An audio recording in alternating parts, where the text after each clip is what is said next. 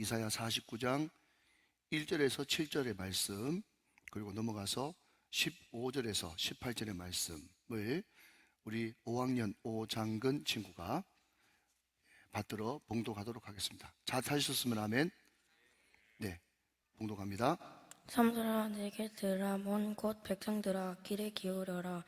여호와께서 태어나서부터 나를 부르셨고 내 어머니의 복중에서부터 내 이름을 기억하셨으며 내 입을 날카로운 칼이 같이 만드시고 나를 그의 손 그늘에 숨기시며 나를 갈고 닦은 화살로 만드사 그의 화살통에 감추시고 내게 이르시되 너는 나의 종이요 내 영광을 내 속에 나타낼 이스라엘이라 하셨으니라. 그러나 나는 말하기를 내가 헛되이 수고하였으므로 무익하게 공연히 내 힘을 다하였다 하였도다. 참으로 나에 대한 판단이 여호와께 있고 나의 보응이 나의 하나님께 있느니라. 이제 여호와께서 말씀하시나니 그는 태어나서부터 나를 그의 종으로 지으신 이요 야곱을 그에게로 돌아오게 하시는 이시니 이스라엘이 그에게로 모이는 도다. 그러므로 내가 여호와 보시기에 영화롭게 되어며 나의 하나님은 나의 힘이 되었소다. 그가 이르시되 내가 나의 종이 되어 야곱의 지파들을 일으키며 이스라엘 중에 보존된 자를 돌아오게 할 것은 매우 쉬운 일이라. 내가 또 너를 이방의 빛으로 삼아 나의 구원을 이방을 베풀어서 땅끝까지 이르게 하리라. 이스라엘 구속자 이스라엘 거룩하신 여호와께 사람들에게 멸시를 당하는 자 백성에게 미움을 받는 자 관원들에게 종이 된 자에게 이같이 이르시되 왕들이 보고 일어서며 고관들이 경배하리니 이는 이스라엘 거룩하신 이 신실하신 여호와 그가 너를 택하였음이니라. 아멘. 여인이 어찌 그 젖 먹는 자식을 15절입니다. 잊게며 자기 태어나서 난 이들은 긍휼히 여기지 않겠느냐. 그들은 혹시 잊을지라도 너는 너를 잊지 할 것이라. 내가 너를 내 손바닥에 새겼고 너의 손뼉이 항상 내 앞에 있나니 내 자녀들은 빨리 걸으며 너를 헐며 너를 황폐하게 하던 자들은 너를 떠나가리라. 내 눈을 들어 사방을 보라. 그들이 와가 이르노라. 내가 나의 삶으로 맹세하노니 내가 반드시 그 모든 무리를 장식처럼 몸에 차며 그것을 띠기를 신부처럼 할 것이라. 아멘. 아멘. 잘했습니다. 우리 박수 한번 할까요? 고맙습니다. 감사합니다. 전국에 전세대 통합 예배를 드리는 몇 안 되는 교회가 다 같이 하는 말이 뭔가 하면 전세대 통합 예배의 장점은 목사님이 어른 어투로 똑같이 이렇게 설교를 하고 어른도 이제 성경도 어른 성경을 쓰니까 우리 아이들이 어휘가 많이 늘어난다는 거예요. 우리 장근이가 결혼도 안 하고 그랬는데 태를 어떻게 알겠어요, 그죠? 그러니까 이제 오늘 말씀 들으면서 이제 어휘가 늘어나는 거예요. 여러분 조금만 기다리시면 아이들이 부쩍 성장해 있는 그런 은혜가 있을 줄로 믿습니다. 자, 우리 옆에 분들과 한번 반갑게 인사하고 말씀을 들읍시다. 가장 존귀한 분 옆에서 예배 드리게 되니 영광입니다. 시작. 가장 존귀한 분 옆에서 예배 드리게 되니 영광입니다. 아멘. 여러분들이 왜 그렇게 존귀한 존재인지 오늘 말씀을 통해서 그 은혜 받으시길 바랍니다. 제가 5월달, 6월달에는요 거의 뭐 한 주 건너서 한 주 결혼 주례가 있는 것 같아요. 이러다가 우리 대학부가 없어지는 게 아닌가 싶은 그런 생각이 들 정도로 엄청나게 결혼을 이렇게 많이 해요. 결혼하면 이제 아기를 낳게 되지 않습니까? 그래서 젊은 남자가 만나서 결혼해서 아들을 낳았습니다. 아들을 딱 낳는 순간 이 아들이 세계적으로 유명한 똑똑한 과학자가 되기를 원해서 엄마가 우유를 먹일 때 아이신타인 우유를 먹였어요. 예, 그런데 조금 이제 자라다 보니까 초등학교 들어갈 때쯤 되어지니까 아무래도 아인슈타인은 안 될 것 같아요. 그래서 아인슈타인이 안 되면 서울대라도 가라. 그래서 서울 우유를 먹였어요. 예, 그런데 서울 우유를 먹이고 나서 예, 조금 지나니까 이 서울대도 안 되겠는데 싶어가지고 한껏 내려가지고 연세 우유를 먹였어요. 이제 중학교 들어갔습니다. 예, 중학교 들어가 보니까 이 연세대도 안 될 것 같거든. 그러니까 엄마가 또 한 단계 더 나눠가지고 건국 우유를 먹였습니다. 예, 그리고 나서 이제 고등학생이 됐어요. 고등학생이 되니까 고등학생 돼가지고 실제로 입시를 앞두고 있으니까 건국대학교는 어른 반푼 줄 수도 없거든요. 예, 그래서 엄마가 고등학교 때 무슨 우유를 먹였는가 하면 저지방 우유를 먹였어요. 저지방 우유. 네. 아시죠? 저 지방에 있는 데라도 이제 가라고 저지방 우유를 먹였는데 결과는 너무너무 안 좋은 거예요. 그래서 고3 막판에 가가지고는 또 우유를 바꿨는데 어떤 우유를 바꿨는가 하면 3.4 우유로 바뀌었어요. 3년제나 4년제나 대학만 가라. 그래가지고 3.4 우유를 먹였다는 거예요. 그래서 너무 답답한 마음을 친구한테 이야기했더니 친구가 하는 말이 뭔가 하면 그래도 네 아들은 다행이다.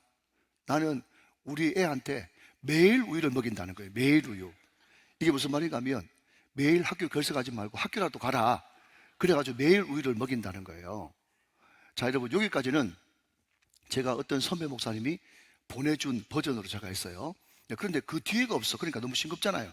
그러니까 아빠가 엄마가 너무 기대했던 그 아이가 말이죠. 나중에는 3.4 우유까지 먹이니까 너무 힘들고 어려웠는데 이게 웬일입니까? 하나님의 은혜로 우리 친구가 오늘 우리 두 친구처럼 교회에 와가지고 예수를 믿었네요. 그 예수를 믿고 그 아들이 엄마 아빠를 다 전도를 해가지고요. 그때부터 이 집은 아들도 아빠도 엄마도 다 빙그레 우유만 먹었다 하는 것입니다. 네. 오랜만에 제가 설교하면서 박수를 받네요. 네. 감사합니다. 사랑하는 여러분, 예수 믿으면 항상 기쁘든지 슬프든지 상관없이 빙그레 웃는 놀라운 기쁨이 충만할 줄로 믿습니다. 오늘 이 예배가 그런 예배가 다 되시기를 주님의 이름으로 축원합니다. 여러분, 제 또래 때는요 이런 유머가 항상 있었어요. 그게 뭔가 하면 시내버스를 타고 이제 학교에서 이제 등교도 하고 또 하교도 하고 그러지 않습니까? 여러분, 원래 제 학교 다닐 때에 좀 놀던 친구들은요 이 앞자리가 있어도 항상 맨 뒷자리에 앉았거든요. 맨 뒷자리에 앉아가지고 좀 거의 눕다시피 이렇게 해가지고 친구하고 이런저런 이야기를 하는데 갑자기 운전기사 아저씨가 급브레이크를 확 밟으니까 말이죠, 중간에 앉았던 그 친구가 마치 튕겨나가듯이 앞자리 운전석까지 쫙 그냥 당겨져 갔어요. 그러니까 친구가 너무 무안하잖아요. 그러니까 이 친구가 그 민망함을 감추려고 운전기사 아저씨한테 뭐라고 하는가 하면 아저씨 저 불렀어요? 그렇게 이야기했어요. 그랬더니 아니 네 하면서 자리에 돌아왔단 말이죠. 그러면서 그 친구가 뒷자리에 다시 불쑥 앉으면서 저한테 할 말이 뭔가 하면 아저씨가 내 안 불렀단다 그러면서 앉았다고 하는 그런 웃지 못한 썰렁한 그런 이야기가 있습니다.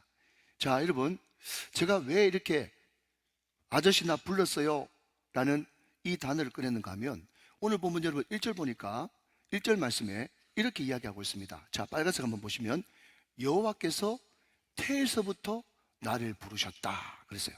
태에서부터 나를 불렀어요. 자, 여러분 들어보십시오. 여러분, 부른다고 하는 것은, 자, 성경모 장로님 이렇게 불렀지 않습니까? 부르면 무슨 목적이 있어 불렀기 때문에 저를 쳐다보게 돼 있죠. 부른다는 것은 목적이 있다는 거예요. 자, 그러면 여러분, 우리 장건이가 자꾸 태어났다 그랬는데 여러분, 태에서부터 나를 불렀다, 태에서부터 나를 불렀다, 복중에서부터 내 이름을 알았다라고 하는 것은 하나님의 분명한 뜻이 있어서 나를 불렀다는 거죠. 여러분, 부르시면은 두 가지가 있습니다. 한번 따라 하실까요? 구원으로의 부르심. 시작. 구원으로서의 부르심. 이게 뭔가 하면 하나님께서 왜 불렀냐? 구원 주려고 불렀다는 거예요. 또 두 번째는요, 좀 어렵습니다. 사역으로의 부르심. 시작. 사역으로의 부르심. 하나님께서 사명 주고 일 시키려고 우리를 부르셨다는 거예요. 자, 그러면 여러분, 구원 따로 있고 또 사역이 따로 있냐? 그게 아니고요. 하나님이 우리를 불러 하나님의 아들, 딸 삼았습니다. 정말 하나님께서 죄인 중에 괴수인 나를 불러 하나님의 아들, 딸로 삼았다는 것을 정말 믿는다면 거기에는 깊은 뜻이 있고, 내가 이렇게 큰 은혜를 받았으니 주님을 위해서 마음껏 내 인생을 다 바치더라도 주의 일 하다가 죽고 싶다라고 하는 이런 마음을 가지는 것이 당연하다는 거죠. 그러니까 하나님의 부르심에는 마치 동전의 양면처럼 뭐죠? 구원으로의 부르심과 사역으로의 부르심, 이것이 포함되어 있다는 것입니다. 여러분, 그렇기 때문에 우리는요, 우리의 신분은 하나님의 아들이요, 아멘, 하나님의 따님들이요, 또 이것을 다른 말로 바꾸면 우리는 하나님의 종이요, 예수 그리스도의 종이다. 이것이 우리의 정체성이다 하는 것입니다. 여러분, 그래서 오늘 우리가 읽었던 이 이사야 49장 1절부터 7절까지에는요 무려 4번이나 종, 주의 종, 종이라는 말이 4번이나 등장하고 있어요. 반복되고 있단 말이죠. 중요하단 말이죠. 근데 여러분, 이 종이라고 하는 말이 히브리 말로 에베드라고 하는 단어를 쓰는데, 이 에베드를 원문 사전에서 찾아보니까 4가지 뜻이 있어요. 물론 1번 뜻이 가장 크지만요, 에베드, 하나님의 종, 주의 종이라고 하는 이 단어의 뜻이 뭐냐 하면요, 첫 번째는요 이겁니다. 자기를 무조건 사랑하고 보호해주는 강력한 주인에게, 그 다음 중요합니다, 속하였다. 이게 종의 첫 번째 뜻이에요. 뭐라고요? 자기를 무조건 사랑해주고 보호해주시는 그 끝내주는 주인에게 속하였다. 속하였기 때문에 종이다, 이런 뜻이에요. 여러분, 두 번째 에베드, 종의 뜻은요, 그 주인에게 완전히 복종한다. 그 사랑의 주인에게 복종한다. 세 번째 뜻은요, 그 주인에게 선택되었다. 네 번째는요, 그 주인을 위해서라면 얼마든지 고난도 감수한다, 이런 뜻입니다. 그런데 이 고난이 이 사람이 잘못해서 고난받는 것이 아니라 하나님의 일을 하다 보니까, 주의 길을 가다 보니까 찾아오는 고난이에요. 외면, 배신, 아픔, 고통, 힘듦, 이 모든 것들은 종이 어쩔 수 없이, 하나님의 종으로 부름받은 사람은 어쩔 수 없이 감수해내야 되는, 마치 운명과도 같은 것이다 하는 것이죠. 자, 근데 여러분, 반대로 우리가 하나님의 종으로 부름받으면 고난도 고통도 기쁨으로 감수해야 되겠지만, 우리는 우리를 무조건 사랑하시는 그분께 속했기 때문에 우리에게 돌아오는 엄청난 은혜와 특권, 이것이 너무너무 많다는 것을 오늘 본문을 이야기하고 있다는 거예요. 여러분, 뭐 공채사까지, 제가 당연히 설교한 사람이기 때문에 공채사까지 할 필요는 없습니다만은, 제가 설교 준비를 다 해놓고요, 얼마나 오늘 이사야 49장 내용이 풍성한지, 이것을 우리 사랑하는 유년부 초등부 친구들한테 맞추려고 가지치기를 해보니까요, 어제 가지치기 하는 데만 6시간 걸렸다니까요. 얼마나 풍성했으면. 자, 그 중에서도 엑기스 3개만 제가 뽑아서 우리가 얼마나 존귀한 존재인지 말씀을 드리도록 하겠습니다. 먼저 2절 말씀을 같이 한번 보시죠. 오늘 본문 2절의 말씀입니다. 내 입을 날카로운 칼같이 만드시고 나를 그의 손 그늘에 숨기시며 나를 갈고 닦은 화살로 만드사 그의 화살통에 감추셨다. 그렇게 이야기하고 있어요. 자, 여러분, 여기 보니까 내 입을 날카로운 칼, 검같이 만드신다 그래요. 여러분, 성경에 등장하는 검, 칼은요 항상 하나님의 말씀을 상징하는 것입니다. 잘 아시는 말씀 있죠? 히브리서 4장 12절 말씀 같이 한번 앞을 보실까요? 하나님의 말씀은 뭐라고요? 시작. 살아있고 활력이 있어 좌우에 날선 어떤 검, 칼보다도 이리하여 혼과 영과 및 관절과 골수를 찔러 쪼개기까지 하며 또 마음의 생각과 뜻을 판단한다 라고 이야기하면서, 성경에 등장하는 검, 칼은 하나님의 말씀을 상징해요. 한 구절 더 보실까요? 에베소서 6장 17절 말씀에도 보니까 구원의 투구와 시작, 성령의 검, 곧 하나님의 말씀을 가지라, 그렇게 이야기해요.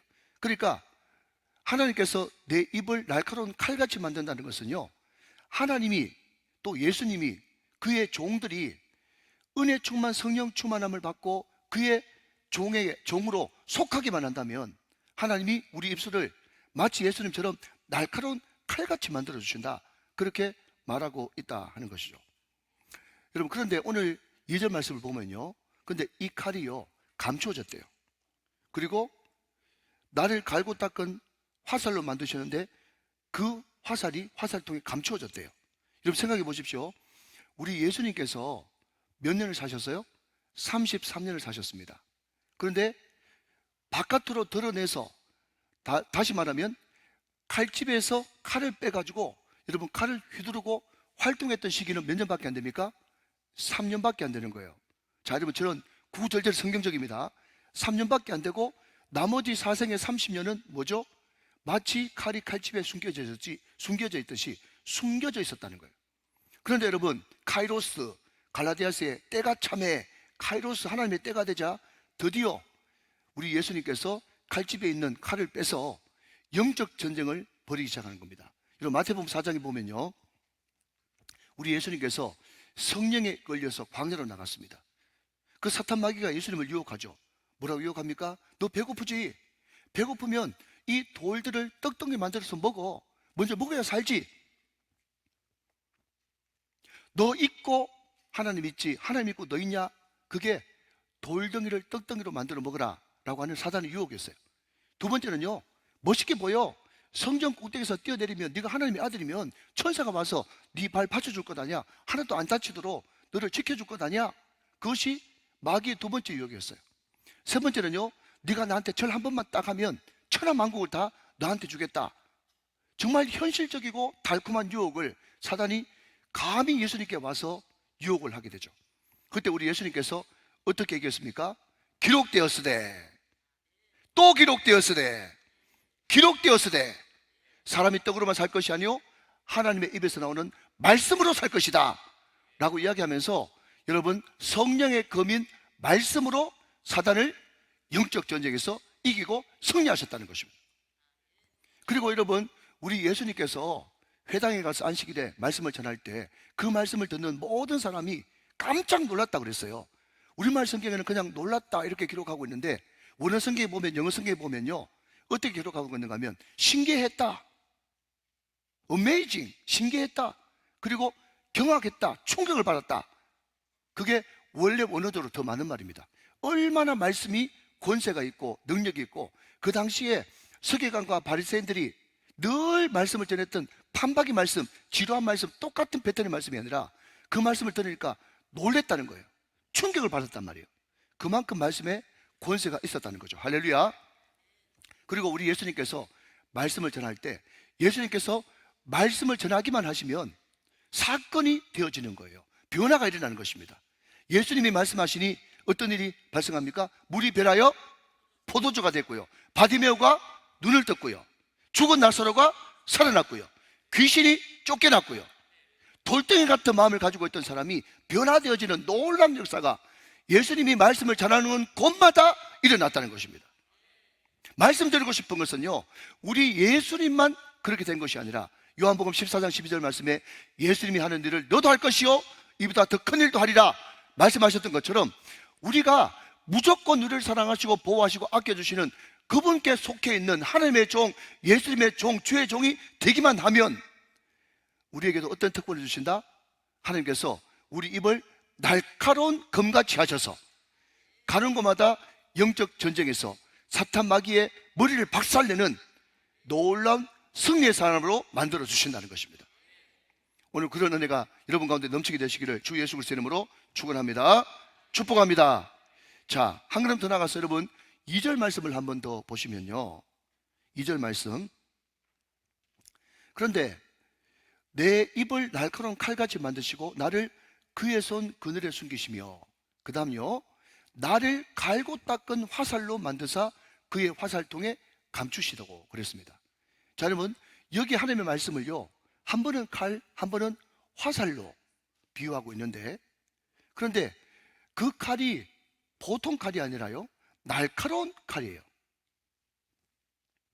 샤프예요, 샤프. 날카로운 칼. 그리고 갈고 닦은 화살입니다. 자, 여러분 저를 한번 보십시오. 성령의 검, 칼이 말씀인데 말씀 자체가 잘못됐습니까? 말씀 자체가 무디입니까? 아닙니다. 말씀 자체는 온전해요. 말씀 자체는 1.1핵도 틀리지 않는 완벽한 말씀이에요. 아멘. 그런데 문제는 뭔가 하면 그 말씀을 가지고 말씀을 쓰고 말씀을 전하는 우리가 그 칼을, 그 화살을 갈고 닦아야 되는데 그 칼과 그 화살을 갈고 닦은 지가 1500년이 넘었다는 거예요. 이게 문제라는 것입니다. 여러분, 제가 아는 어떤 목사님은요, 미국 뉴욕에서 노숙자들 대상으로 복음 전하는 전도자입니다. 지 목사님이라고 하는 분인데, 근데 이분은요, 얼마나 말씀이 충만한지, 하나님께서 얼마나 그에게 말씀의 권능을 주셨는지 성경 구절을 무려 2000개나 암송을 합니다. 제가 다시 한 번 더 주임새를 넣습니다. 이렇게 놀라운 이야기를 하는데도 놀라지 않으면 말은 제가 더 놀란다고요. 여러분, 가만히 앉아가지고 2만 개 다 암송하듯이 그렇게 앉아있으면 안 되는 거예요. 여러분, 성경 구절을 2000개를 암송하는데, 근데 이분이 어느 교회 집회를 자주 다니시는데 집회를 갈 때마다 자기가 겪었던 일, 자기가 체험했던 것을 간증하는데 그냥 자기 자랑을 잔뜩 늘어놓는 것이 아니라 간단하게 간증을 하면서 성경 구절을 쫙, 성경 구절만 쫙 나열을 하는데 그 말씀을 듣는 사람이 가슴이 뜨거워지고 심령이 깨지는 그런 역사가 일어난다는 거예요. 말씀드리고 싶은 것은요, 우리가 1000구절을 2000구절을 암송하지 못한다고 할지라도 우리는 갈고 닦아야 되는 것입니다. 여러분, 어떤 시간이 말씀을 갈고 닦는 시간입니까? 바로 이 예배 시간, 이 예배 시간에 절대 기대, 절대 집중, 절대 순종하기로 결단하면서 여러분처럼 담임 목사를 눈에 완전 담아버리겠다고 하는, 눈으로 삼켜버리겠다고 하는 그런 마음을 가지고 절대 집중하면서 말씀을 듣는 이 시간이 말씀을 갈고 닦는 시간인 줄로 믿으시기 바랍니다. 여러분, 매일 하루도 빠짐없이 333 경건 운동을 하면서 늘 말씀을 묵상하는 그것이 말씀을 갈고 닦는 시간인 줄로 믿으시면 아멘 하시기 바랍니다. 여러분, 말씀이 우리에게 주어졌을 때 따라합시다. 한 번 더. 말씀은 이순신. 시작. 말씀은 이순신이에요. 이순신이 뭐죠? 이순종, 이신뢰. 우리가 말씀을 들었을 때 할 수 있는 것은 순종하고 할 수 없는 것은 신뢰하면서 나갈 때, 여러분, 그것이 바로 말씀을 갈고 닦는 것이 된다는 것입니다. 오늘 하나님이 우리에게 주신 이 영광스러운 말씀을 잘 묵상하면서 항상 말씀이 나를 통해서 날카롭게 심령을 찌르러 쪼개는, 그리고 구원받을 백성들을 주께로 인도하는 권능의 말씀, 능력의 말씀에 전도자들이 다 되시기를 주 예수 그리스도의 이름으로 축원합니다. 축복합니다. 자, 여러분, 사도행전 6장 10절 말씀을 같이 한번 보겠습니다. 사도행전 6장 10절. 스데반이 지혜와 성령으로 말함을 그들이 능히 당하지 못했다 그랬습니다. 여러분, 스데반이 얼마나 그 말씀을 갈고 닦았는지, 거기에 정말 유식하고 그 당시에 율법이라면 달달달 위우는 그 바리새인과 서기관들이 있었어도 그 스데반의 지혜와 성령이 충만한 그 말씀을 도무지 당해낼 수가 없었다는 거예요. 여러분, 이런 은혜가 우리 가운데 있어야 될 줄로 믿습니다. 여러분, 그러기 위해서는요, 말씀만 많이 한다고 중요한 것이 아니라, 말씀은요, 검인데, 검은 하나는 장검이고 하나는 단검이에요.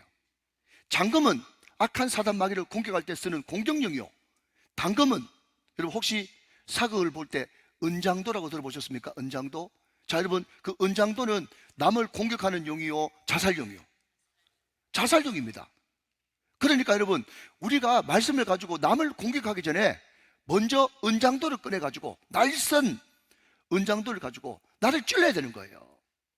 나의 연약함을 찌르고, 나의 약점을 찌르고, 나의 죄된 부분을 찔러가지고, 하나님, 나는 말씀을 아는 사람임에도 불구하고, 나는 목사로 부름받은 사람임에도 불구하고 왜 이 습관적인 이 죄를 끊지 못합니까? 안타까워하면서 애통하는 마음으로 그 은장도를 가지고 내 가슴을 수도 없이 찌를 때, 거기서부터 여러분 그 예수의 보혈이 흘러넘칠 때, 그 흘러넘치는 보혈의 가슴을 가지고 말씀을 전할 때 그 말씀이 날카로운 칼이 되어지는 것입니다.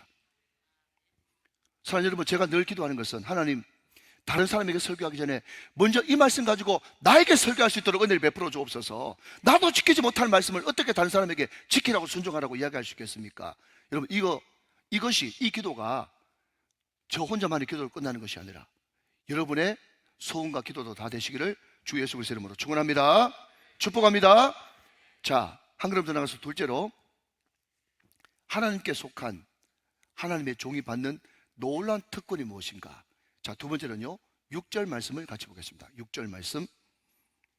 그가 이르시되 내가 나의 종이 되어 야곱의 지파들을 일으키며 이스라엘 중에 보존된 자를 돌아가게 할 것은 매우 쉬운 일이라. 자, 여러분, 그 뒤도 많지만 오늘 여기까지 한번 보겠습니다. 자, 오늘 6절 말씀에 내가 나의 종이 돼가지고 야곱 지파, 그러니까 이스라엘 전체를 일으킨대요. 자, 여러분, 다시 한번요, 제가 쿵 하면 여러분이 짝 해주시기 바랍니다. 성경을 볼 때는 옳게도 보고 거꾸로도 보고 라고 이야기했습니다. 자, 지금 네가 나의 종이 돼가지고 야곱의 지파를 일으켜요. 자, 여러분, 일으킨다고 하는 거 보니까 지금 야곱의 지파들이 어떻게 하고 있어요? 드러누워 있단 말이죠. 이해되십니까? 드러누워 있어요. 드러누워 있으니까 이렇게 세워야 되는 거죠. 자, 그러면 여러분 다시 이것을 2024년 여러분 가정 버전으로 가지고 와 보십시다. 자, 특별히 여러분 엄마가 말이죠, 어제 저녁에 오늘 주일이니까 제발 일찍 좀 자라 하면서 이야기한 그 집이 오늘 보니까 여러 집 있네. 예? 제발 일찍 자라 하면서 한곡하게 부탁을 했어요. 그런데 그렇게 부탁했음에도 불구하고 안 자고 아침 돼도 일어날 생각을 안 하는 거예요. 교회 가야지, 학교 가야지 하면서 엄마가 애가 하나 둘 많으면 셋인데 그 애들 다 두들겨 깨워서 일으켜 세우려고 그러면 그 애들 깨워서 일으켜 세우는 것이 어려워요? 어렵죠? 분명히 어렵다고 말씀하셨죠? 그런데 여러분 보십시오. 다시 6절 말씀 보면 네가 나의 종이 되어 야곱 지파를 일으키는 것이 어렵다 아니면 성경에 쉽다, 매우 쉽다 이렇게 되어 있잖아요. 그러니까 여러분 궁금한 겁니다. 아니 이렇게 세우는 것이, 자 여러분, 애들 한두 명 이렇게 세우는 것도 쉽지 않은데 이스라엘 전체를 이렇게 세우는 것이 매우 쉬운 일이다. 이게 도대체 무슨 말이지? 궁금하잖아요 여러분. 잘 들으시면 오늘 여러분 복이 흘러 넘칩니다. 잘 들으십시오. 자, 그러면 매우 쉽다고 하는 이 말이 무슨 말이냐? 그러면 이게 하찮단 말이냐? 내가 능력이 있어서 쉽단 말이냐? 그게 아니라는 거예요. 매우 쉽다라고 하는 이 말의 뜻은 뭔가 하면요, 하나님이 하시기 때문에 쉽다는 말이래요. 하나님이 하시기 때문에 쉽다는 말이다. 오늘 이것을 꼭 기억하십시오. 여러분, 우리는 God works 들어보셨죠? 하나님이 일하신다. 언제 일하시는데요? 내가 일하면 내가 일하는 것으로 끝나지만 하나님께 내가 기도하면 하나님이 일하시면 모든 일이 쉽고 잘 되고 되어질 수밖에 없다는 것입니다. 여러분, 그래서 사람은 세 종류가 있다는 거예요. 첫 번째는요, 자기가 새가 빠지게 일하는 거예요. 가상하죠? 훌륭하죠? 그렇지만 불쌍하죠. 두 번째요, 남한테 매번 부탁합니다. 이것을 좀 좋은 말로 바꾸면 네트워킹이 잘 돼 있어가지고 도와줄 사람이 많아. 그런데 여러분, 보통 부담스러운 인간이 아니죠. 매번마다 부탁하니까. 세 번째는 뭐죠? 하나님께 기도하는 사람이에요. 하나님께 기도하는 사람. 많은 사람들이 말이죠, 부흥하는 교회를 보면서 저 교회는 멤버가 좋은가 보지, 저 교회는 시스템 행정이 잘 되는가 보지, 저 교회는 목사님, 장로님, 리더들이 앞장서서 잘하는가 보지, 온갖 분석을 다 내놓지만 여러분 들으십시오, 다 틀린 말입니다. 여러분, 교회가 멤버가 좋아가지고 부흥한다고요? 여러분, 시스템을 잘 갖춰놓아서 부흥한다고요? 바깥으로 볼 땐 그래도 될지 모르죠. 목사님이, 장로님들 리더십이 많아가지고 희생하니까 리더십이 좋아서 그렇다고요? 아닙니다 여러분.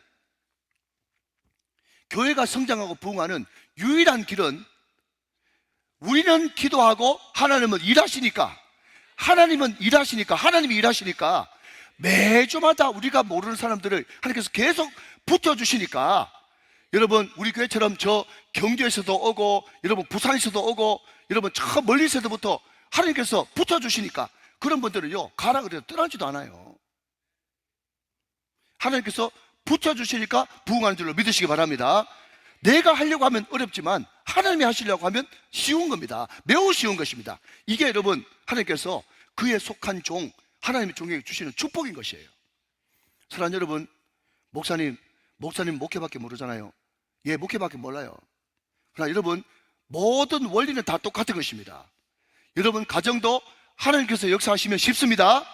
여러분 직장도 사업도 하나님께서 하시면 쉽다고요. 이것을 믿으셔야 되는 것입니다. 여러분, 제가 아는 어떤 목사님은요, 한때 굉장히 잘 나가는 분이었는데 이분이 나중에는 믿음이 좋아가지고 목사까지 됐어요. 잘 들어보십시오, 여러분. 그런데 이분의 간증 고백이 뭔지 압니까? 자기가 은혜를 못 받았을 때는요, 그렇게 노력하고 애써도 술, 담배 못 끊겠다라는 거예요. 술, 담배 못 끊어요. 인간적이면 못 끊습니다. 그런데 어느 순간 은혜가 찾아오고 말씀이 자기 속에 쑥 들어오니까요, 술이 먹기 싫고 냄새도 맡기 싫고 담배도 여러분 엮기 시작하는데 하루아침에 술, 담배가 끊어질 줄 믿으시기 바랍니다. 쉽게 끊어져 버리는 거예요. 그런데 여러분, 이분이 더 놀라는 것은 뭔가 하면요, 여러분, 이분이 굉장히 잘 나가던 높은 자리에 있었던 사람이거든요. 그런데 이 사람 이런 이야기를 합니다. 사회적으로 좀 잘 나가는 사람의 대화의 완성은요, 거짓말이래요. 전 잘 몰라요. 여러분, 우리가 바깥으로 볼 때는 굉장히 고상한 국회의원 나리들, 여러분 검사들, 높은 자리에 있는 이사들, 우리 교회도 뭐 있습니다만은 여러분한테 하는 이야기 아닙니까? 시험 들지 말고. 높은 사람들은요, 모이면요, 음흉하게 해가지고 거짓말을 얼마나 잘하는지 모릅니다. 거짓말이 대화의 완성이에요. 근데 이분이 은혜가 쑥 돌아버리니까 거짓말이 딱 끊겨버린다네. 제일 처음에는요, 너무 허전하더랍니다. 거짓말 해야 재밌는데 할 말만 하고 딱 말을 안 하니까. 그런데 거짓말이 딱 끊겨지니까 그 뒤에 찾아오는 엄청난 축복이 뭔가 하면요, 자기의 문법이 달라져 버리는 거예요. 어법이 달라져 버린 거예요. 옛날에는 항상 부정적으로 되겠나, 할 수 있겠나, 못하겠다, 안 된다 그랬는데요, 어느 순간 은혜가 싹 돌아보니까 할 수 있거든이 무슨 말이냐? 믿는 자에게는 능치 못함이 없느니라. 할 수 있다는 거예요. 주 안에서 내게 능력 주시는 자에서 할 수 있다는 거예요. 문법이 달라져 버린단 말이죠. 사랑하는 여러분, 이것이 노력한다고 애쓴다고 죽었다 깨어나도 안 됩니다. 그러나 성령이 임하시고 내가 주님께 확실하게 속한 하나님의 종이 되어버리면 이렇게 되는 것이 매우 쉬운 일이라. 할렐루야. 믿으세요. 믿으십시오. 이것을 이론만 알지 말고 믿으셔야 되는 겁니다. 그래야 이것이 복 중에 복이 되고 복음 중에 복음이 되어지는 거예요. 제 간증도 하고 싶은데 그냥 넘어갑시다. 자, 여러분, 마지막으로 내가 하나님의 종이 되면, 내가 하나님께 속한 주의 종이 되게만 하면 어떤 축복을 누리느냐. 제가 지금 립서비스 하는 거 아닙니다. 말씀 그대로 전해드리는 거예요. 15절 16절 말씀 보세요. 이거 제가 6시간 출했다니까요. 엑기스예요, 엑기스. 자, 15절. 여인이 어찌 그 젖먹는 자식을 잊겠으며 자기 태에서 난 아들을 긍휼히 여기지 않겠느냐. 그들을 혹시 잊을지라도 나는 너를 잊지 아니할 것이라. 16절 다 같이 앞을 보시면서 저와 같이 읽어요. 시작. 내가 너를 내 손바닥에 새겼고 너의 성벽이 항상 내 앞에 있다 그랬습니다. 자, 여러분, 제가 이사야 40장 이후의 말씀을 복음 중에 복음 시리즈로 6번째 지금 전하고 있어요. 근데 배경은 뭐라고요? 이스라엘 백성들이 바벨론으로 끌려가서 70년 동안 앞으로 포로 생활할 것에 대한 그런 예언의 말씀이에요. 자, 여러분 보십시오. 70년 동안, 그 70년이 도대체 몇 세대 지나가는 겁니까? 2세대가 훌쩍 지나가는 거예요. 거기서 돌아가신 분도 많겠죠. 어릴 때 잡혀가고 이제 노인 백발된 사람도 많겠죠. 하나님의 택한 선민이라고 하면서 언제 도대체 이게 해방되고 식민지에서부터 풀려나가겠느냐. 그러니까 고난이 계속되고 어려움이 지속되다 보면 마음속에 누구든지, 여러분 죄송합니다, 목사가 아니라 목사 할아버지라도 고난이 여러분 1, 2년도 아니고 여러분 7개월도 아니고 7년도 아니고 70년 계속 되어지면요, 마음속에 누구든지 가질 수 있는 갈등은 뭔가 하면 언제까지니까, 도대체 이게 언제 끝나겠습니까? 이것 때문에 갈등되는 거예요. 그러면서 여러분, 우리가 읽지 않았지만 14절 말씀 보면요, 이스라엘 백성들이 어떤 생각을 하는가 하면 하나님이 나를 버렸습니까? 하나님이 나를 잊어버린 것 아닙니까?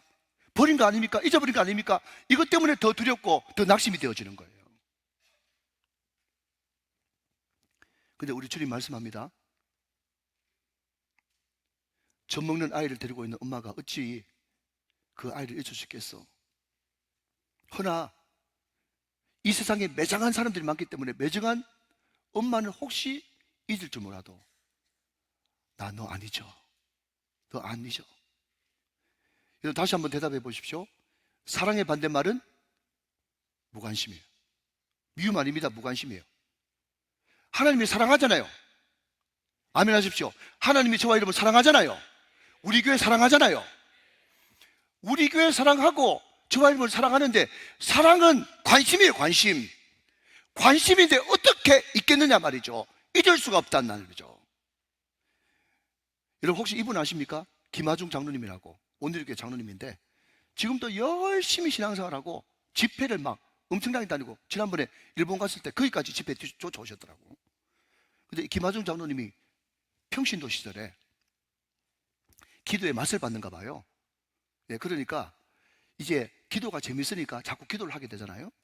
그래서 사무실에 나가서도 기도하고 차 안에서도 기도하고 소파에서도 기도하고 또 공원 벤치에 앉아서도 기도를 했다는 거예요.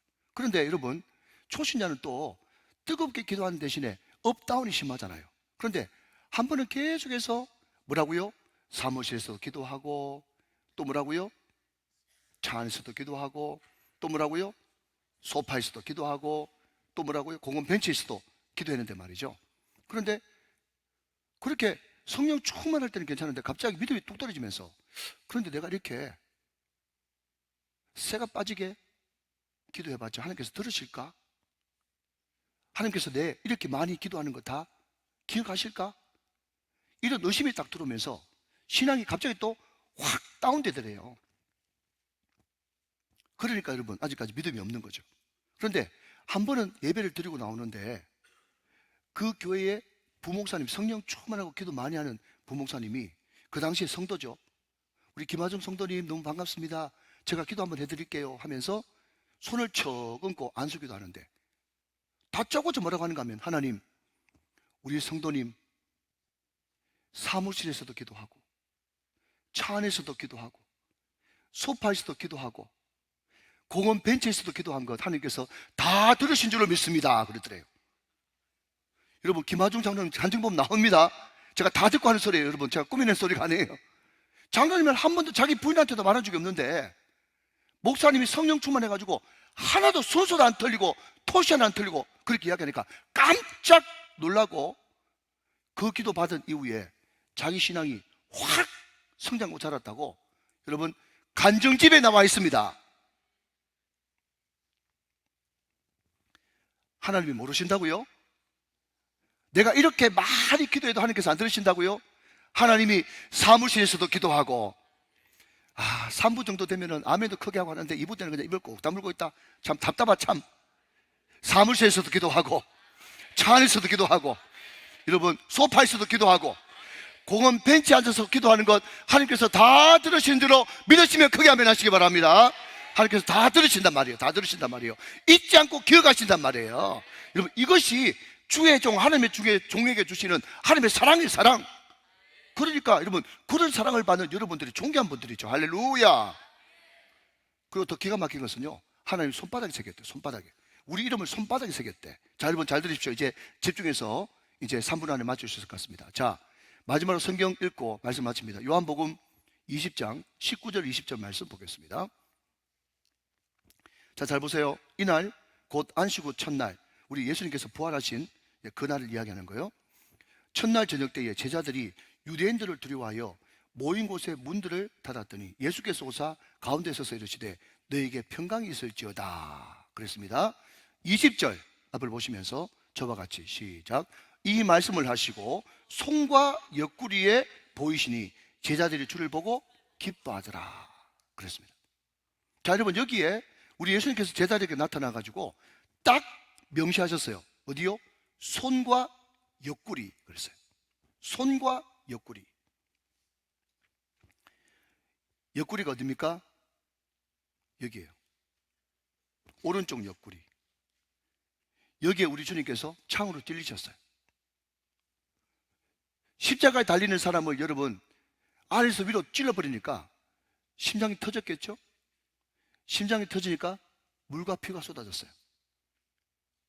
그 주님이 십자가에 흘리신 그 물과 피 때문에 우리는 그 피를 믿음으로 그리스도의 거룩한 신부가 되었고 새로운 교회가 되었다는 것입니다.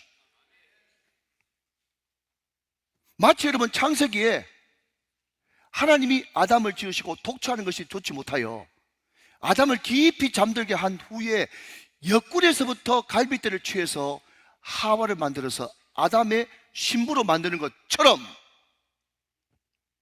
할렐루야, 예수님의 옆구리의 창으로부터 교회가 탄생하고 저와 여러분이 그리스도의 신부가 된 것입니다.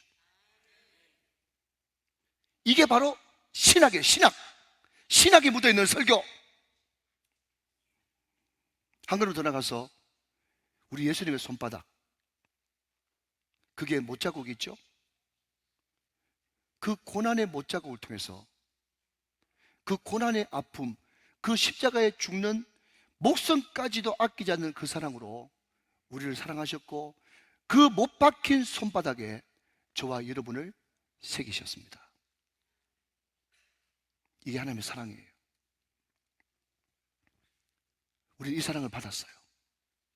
이게 복음이에요. 저와 여러분들이 하나님의 아들과 딸이 된다는 것, 저와 여러분이 하나님의 종으로 산다는 것, 이것이 이만큼 행복하고 끝내주는 것입니다. 오늘 이것을 진짜 믿는다면, 자, 여러분 오늘 설교 요약 3가지 하겠습니다. 첫째, 같이 읽습니다. 시작. 우리 입에 날카로운 말씀을 주셔서 악한 사탄 마귀의 시험을 너끈히 이기게 하신다. 이게 우리에게 주신 축복 첫 번째예요. 둘째, 뭐든지 쉽게 하게 하시고 되게 만드신다. 만들어주신다. 아멘이십니까? 예, 우리가 하나님의 종이기 때문에 하나님 앞에 기도하면 God works, 하나님이 일하신다는 거예요. 자, 세 번째, 시작. 절대로 우리를 잊지 않으시고 주님의 손바닥에 새기시는 사랑을 허락해 주셔서 우리가 어떤 순간에 있든지 그 사랑 때문에 담대하고 그 사랑 때문에 평안과 확신 가운데 우리는 새로운 교회로서 충만하게 주의 영광 드러내면서 살아갈 수가 있는 것입니다. 오늘 이 사실을 안다면 더 말씀에 집중하시고 기도로 주님 앞에 나아가고 우리 다음 세대 우리 자녀를 위해서 더 말씀과 기도로 훈련시켜 정말 이 놀라운 축복을 계속 이룰 수 있는 축복의 통로로 만드는 그런 역사가 우리 교회 가운데, 우리 다음 세대 가운데 충만하게 되시기를 주 예수 그리스도의 이름으로 축원합니다. 축복합니다. 축원합니다.